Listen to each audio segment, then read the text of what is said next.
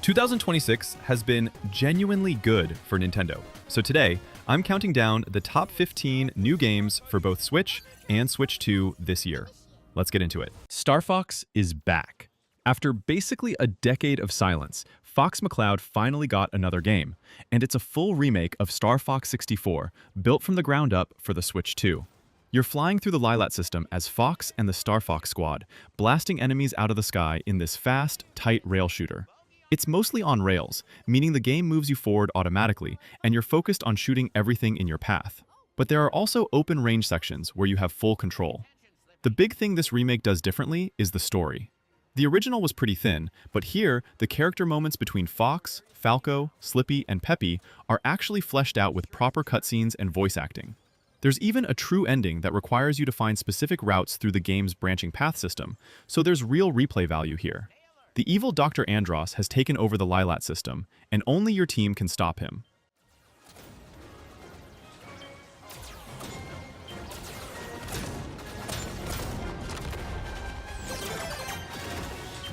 Mouse, PI for hire. You play as Jack Pepper, a war veteran turned private investigator in the crime-riddled city of Mouseburg, voiced by Troy Baker. It starts simple enough. A missing persons case gets handed to you, but it doesn't stay simple for long. Things spiral fast into corruption, kidnapping, murder, and a full-blown city takeover by crooked politicians. The gameplay is what people call a boomer shooter, fast, chaotic, and aggressive, with waves of enemies pouring into arenas that you need to clear out. You've got a wild arsenal of cartoon weapons, plus power-ups like a spinach can that boosts your melee, a grappling hook, and a helicopter attachment. On top of shooting, there are detective segments where you gather clues and interact with the city. The entire game is hand-drawn frame by frame in rubber hose animation, the same exaggerated, bendy style as old Fleischer cartoons.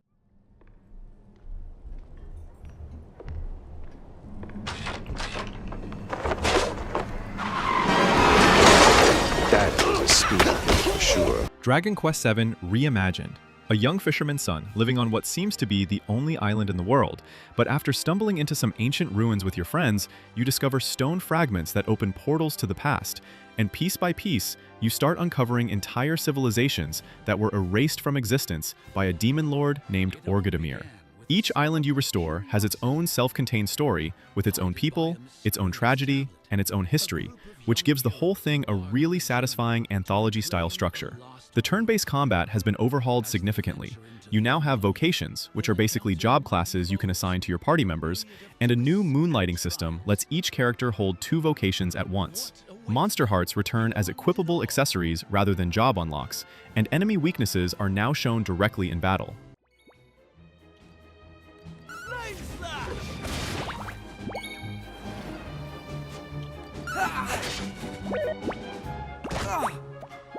Pragmata.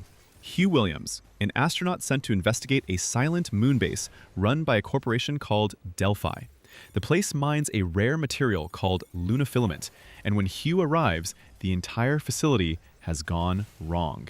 The AI running the station, called IDUS, has gone rogue.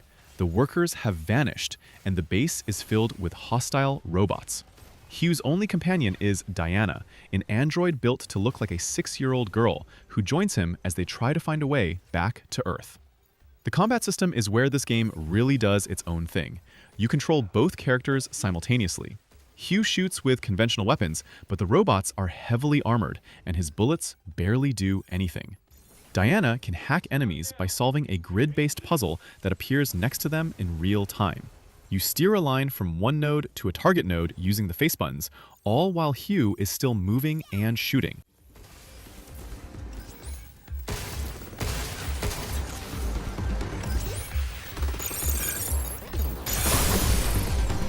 The Adventures of Elliot comes from Team Asano. The HD 2D art style is here in full force. That gorgeous, layered 2D look with detailed pixel sprites. But combat is now completely real-time.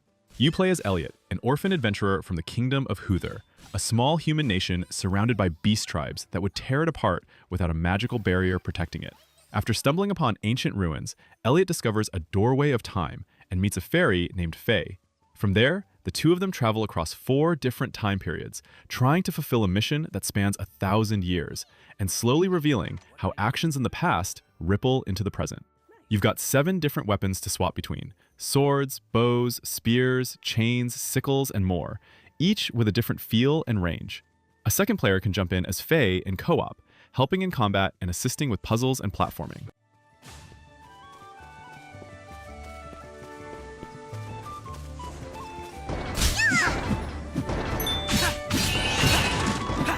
Elementallis. You're the child of 2 powerful elementalists, the most gifted magic users in the world, who gave their lives trying to imprison the 8 elements. Their plan went wrong, the elements broke free, and now the world is slowly being consumed. Guided by guilt over what your parents did, you set out on a journey to visit 8 temples and restore each element. Combat mixes sword and shield basics with elemental spells you gradually unlock as you progress: fire, water, electricity, earth, and more. You're constantly thinking about what element works against what enemy, and the same elements you use in combat also solve environmental puzzles out in the world. Burn thorny plants, move boulders with earth, freeze water to cross it. There's a full overworld to explore with 8 distinct biomes, each full of secrets, heart pieces, mana shards, and NPCs who've been affected by your parents' actions and carry a deep mistrust of you.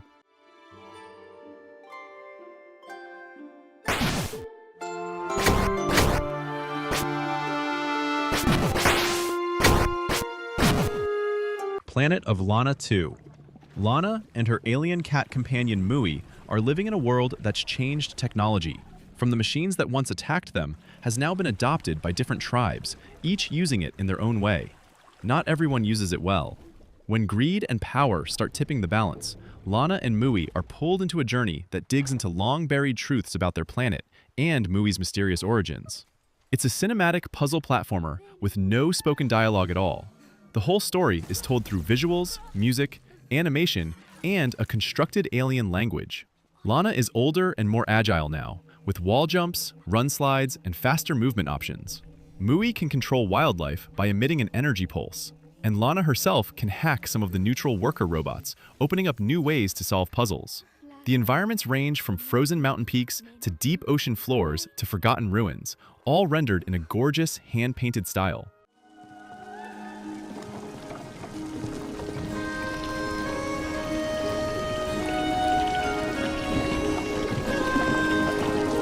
Quartet is a classic-style turn-based JRPG, with 4 separate storylines you can play in any order, all of them eventually weaving together into a single, massive story about a centuries-old conflict that literally reshaped the world.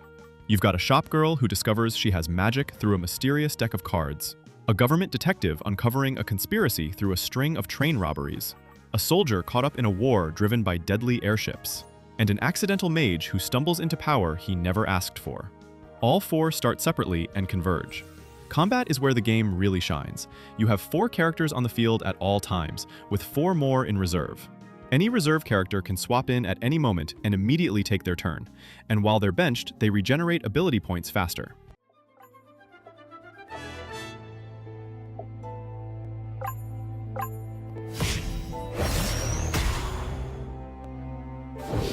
Yoshi and the Mysterious Book. A talking encyclopedia named Mr. E crashes onto Yoshi's island after Bowser Jr. accidentally gets sucked into its pages. Mr. E has forgotten what creatures live in his own pages, so Yoshi dives in to help him remember. The gameplay is built around discovery. Every level is a habitat full of creatures, and your job is to interact with them in as many ways as possible. Eat them, jump on them, throw eggs at them, carry them on your back. Each interaction reveals something new. A creature that spits bubbles when you eat it, or one that makes flowers bloom when you carry it past certain plants. It's not about reaching a goal so much as experimenting to see what happens, which makes the whole thing feel like a living, breathing toy box. There are no fail states, no damage from enemies, and the game never puts you in a frustrating spot. Bowser Jr. keeps showing up in the habitats too, clearly looking for something.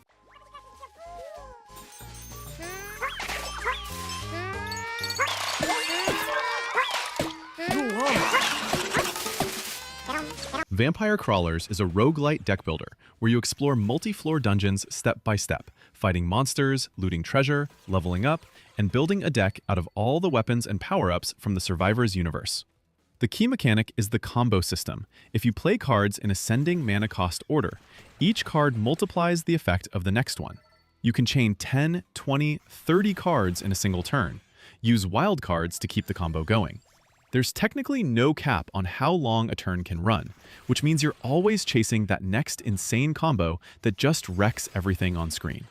Different characters each bring their own starting deck and attributes, and the progression system, permanent power-ups you buy between runs, is exactly what you'd expect from the Survivor's formula. It's designed for quick runs, but is stupidly easy to lose hours to.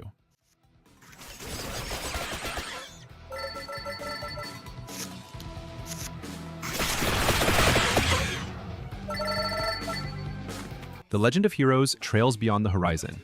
Van Arkride and the Arkride Solutions crew are back, alongside series legends like Rien Schwarzer, as the entire continent of Zemuria builds toward the most historic event in its history, the first manned launch into space. Project Startaker is the backdrop, but like all Trails games, the real story is about the political and personal threads running underneath that surface. The game follows 3 separate protagonists across intertwining story paths, and watching those paths eventually crash together is where the payoff lives. Combat builds on the Daybreak hybrid system. You can fight enemies directly in the field in real time, or shift into command battle mode for full turn-based tactical play. New mechanics include shard commands, awakening abilities, and the time-freezing ZOC system that gives you unprecedented control over how fights unfold. Stick 'em! Bam! Lord 'em! Stick 'em! Bam! Mio is a Metroidvania from a small French studio called Deux Dixiem, and it's one of the most visually striking games released in years. You wake up as Mio, a small robot android, aboard a massive spacecraft called the Vessel, a ship that was once designed to carry humans to a place called the Promised Land. It's been abandoned. The AI caretakers are offline, vegetation has taken over entire sections, and rogue machines are everywhere. Mio's goal is to find 5 ancient entities called the Voices and gather their power to restart the vessel's heart before the whole thing shuts down for good. Exploration is your main tool. The world is dense, interconnected, and full of secrets. You unlock abilities as you progress. Wall climbing, a hookshot, a mid-air dodge, the full Metroidvania toolkit, and it all feels fluid. The boss fights are the highlight, each requiring you to actually read and adapt to the Guardian's patterns. To save the sun.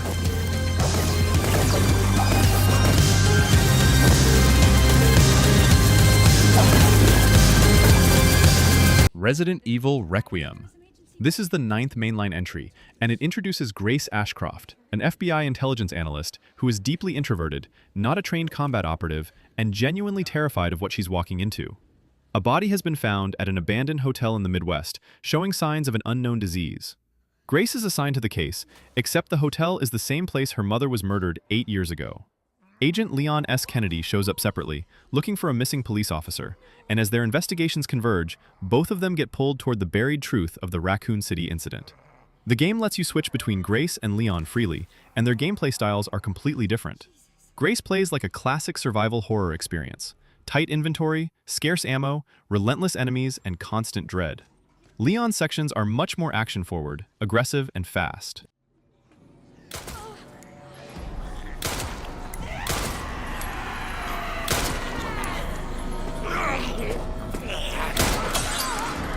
Mina the Hollower, an inventor and master hollower who washes ashore on Tenebrous Isle after her ship is wrecked by a monster.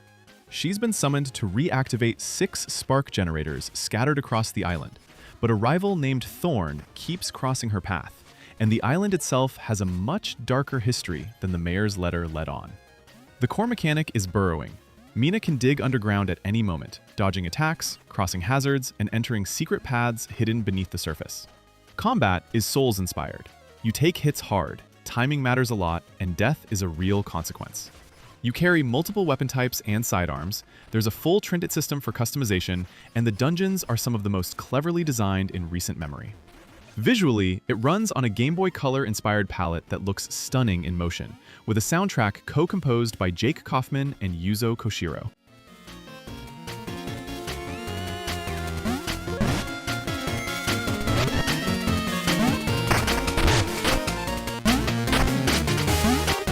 Pokémon Pokopia.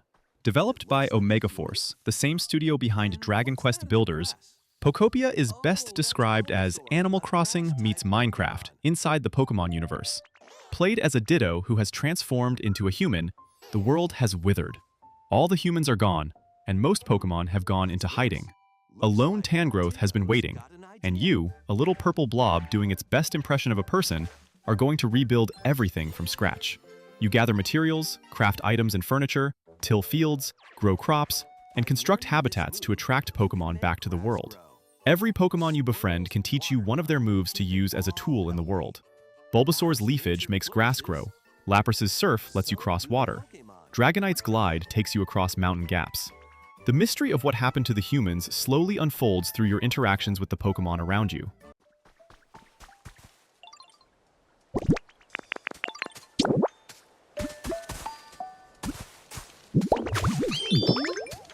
"15 games across Switch and Switch 2 that made 2026 an incredible year to be a Nintendo fan.